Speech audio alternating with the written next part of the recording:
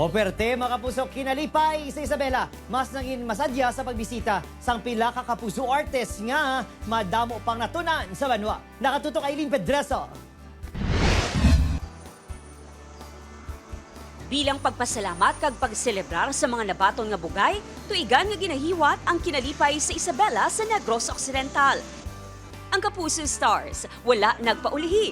Sunday Christopher Martin, madamo sang natukiban sa kasaysayan, kag syempre kadalagan. Tawag noon sa bayang ito ay Manakop.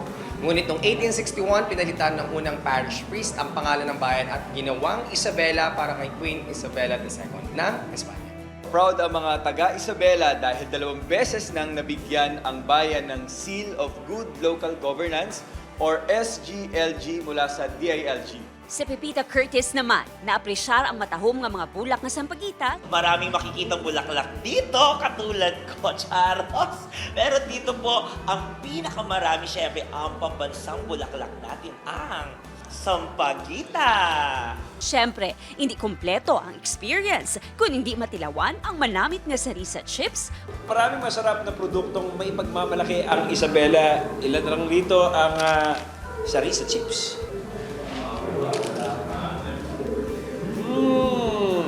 From there, diretso na sila sa Municipal Public Plaza para sa Kapuso Fiesta.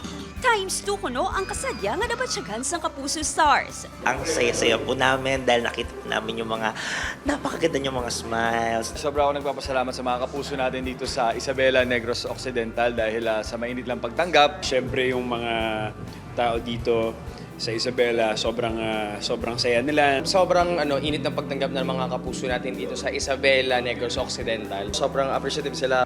Thankful naman ang LGU sa presensya sa Kapuso Stars. We've been partners for maybe 4 years already. You bring in here all the artists who bring so much joy sa mga pumuluyo ng Isabela. Upod kay Ruel Banggoy, Aileen Pedreso. 1 Western Visayas.